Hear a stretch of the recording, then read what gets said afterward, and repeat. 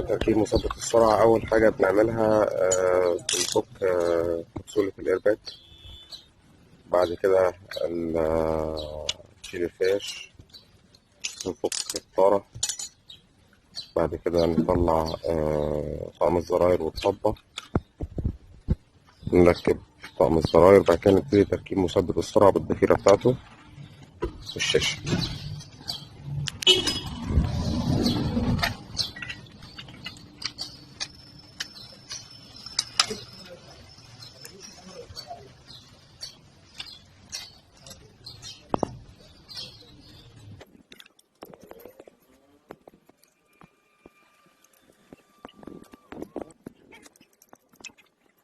ده فك الطبة بتاعت مكان زراير مثبت السرعة، ودي فك زراير المالتي.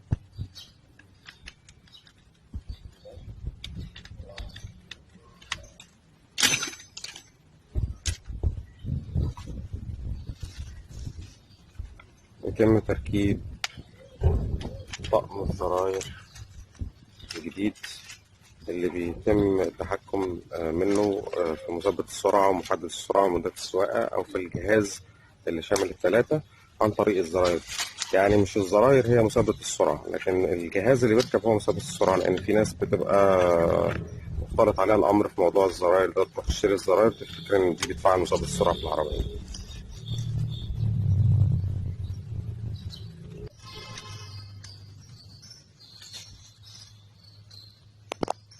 هي الطارة عليها كيس دوت بتاعي. بس الكلاوي فرولة لحد اه بس ممكن تشيله لو مضايقك يعني. لا مش موضوع كده، انا بس قلت يمكن سايبها كده من الزيرو ولا حاجه. لا يا راجل قلب طبعا. بس هو اهم حاجه موضوع الكيماوي دوت، خلي بالك من في حد كان معانا جروب عنده مشكله في زرار الستارت، دخل فيه ميه. وفي حصل قبل كده مرتين او ثلاثه ميه جت على الدواسه بتاعت البنزين، اضطر يغيرها كلها. هو الراجل لا هو يعني هو كل ده كهرباء. هو كل الزراير اللي في العربيه دي حطها الاول في السلكات. ده بيفهم.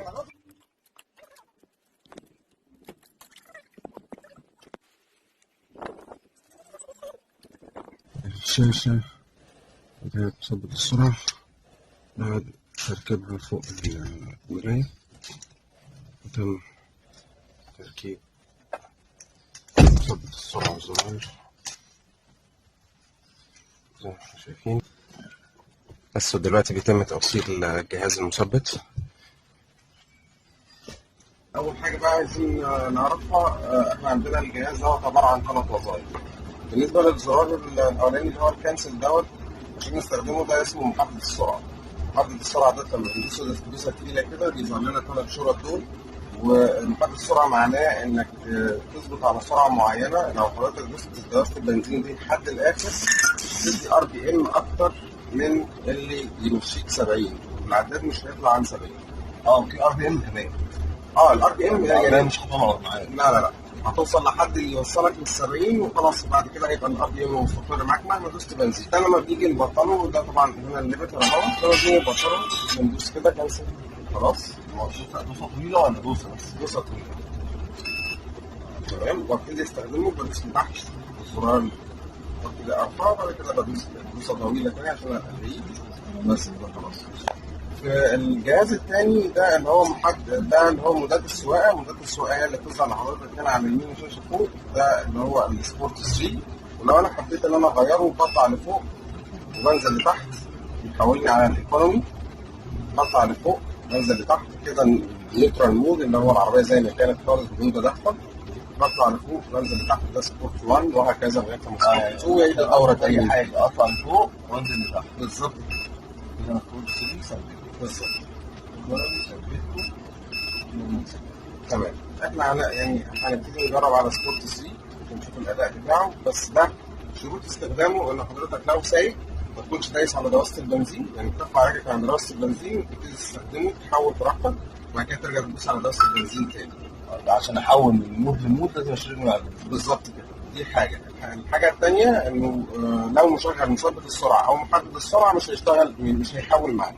يعني هتيجي تحوله مش هيحول، لان الزرار ده بيبقى شغال مع الجهاز ده او الجهاز ده اللي بتستخدمه. بعد كده عندي مثبت السرعه. مثبت السرعه عشان ابتدي استخدمه بدوس دوسه تقيله هنا بيطلع لي هنا العلامه بتاعت الكروز كنترول، البدايه بتاعت استخدامه. وبعد كده لما بحب استخدمه بطلع على طريق مثلا، فنفترض ان انا هوصل لسرعه 100. لما بوصل لسرعه 100 بنزل لتحت الزرار دوت.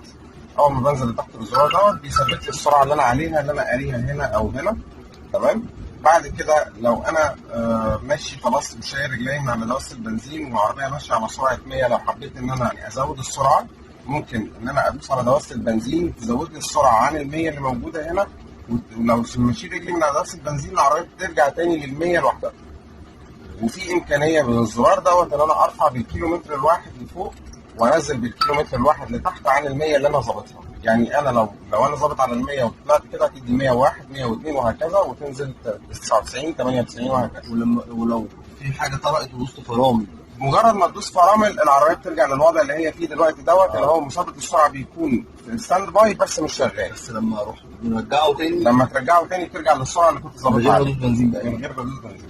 طبعا عندنا ادوات الفصل بتاعت مثبت السرعه. لو حضرتك سايق مثلا ومثبت سرعه، الحاجات اللي تقدر تفصل منها عندك الدواس الفرامل، دوسه واحده تفصل، وعندك الكنسل لو دوست عليه يفصل مثبت السرعه، وعندك الزرار بتاع مثبت السرعه اون واوف. لو دوسه ثقيله هتلغي مثبت السرعه والعربيه ماشيه واخده سرعتها، هتلاقي العربيه ثابت لك الكنترول والعزم بتاعها راح. تمام. في اي اسئله قبل ما نطلع نجرب؟ لا تمام. نطلع نجرب ونجرب اول حاجه بس نشوف الاداء بتاع سبورت 3. سبورت 3 ده اللي هو اقوى حاجه. ده اشد حاجه في العربيه واكثر حاجه بتستهلك البنزين.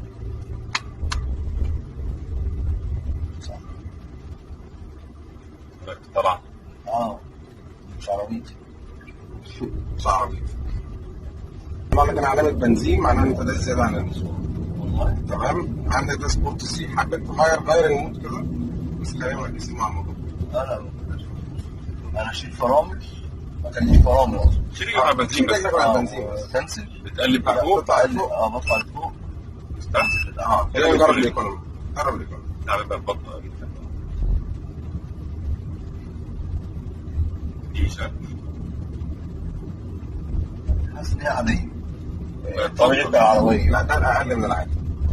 العادي بقى اللي هو المود اللي بعده، اللي هو النيوترال مود او النورمال مود اللي ما فيهوش اي مودات خالص، بتنزل لتحت. ايوه كده الوضع الطبيعي. ده كده الوضع الطبيعي بتاعك. مثبت السرعه بيبقى من 30 ل 180. تمام. يعني لو اقل من سرعه 30 مش بقدر اثبت السرعه، فعايزين نوصل للسرعه تكون اعلى من 30. هنشغل الاول. تمام. هنشغل الاول مثبت السرعه نخليه ستاند باي. تمام كده. هنوصل لسرعه اعلى من 30 وضغطا تحت هتثبت السرعه وتسيب دواسه البنزين. في المطالع هتلاقي لما في مطلع الار بي ام بيعوض، ولما بيكون في منزل بتلاقي العربيه مسكت معاك كده. نشغل محدد السرعه ندوس على كنسل. تمام. بعد كده ننزل لتحت زي ما عملنا في المثبت، بيظهر لك زي كده الليمت بتاعك. دوس للاخر مش هتلاقي فيه اي حاجه. تمام. عشان نلغيه بندوس كنسل تقيله ونكمل عادي. شيل رجلك وندوس كنسل تقيله بس كده ونكمل عادي. ده كده جربنا نحدد مودات السواقه ومثبت السرعه.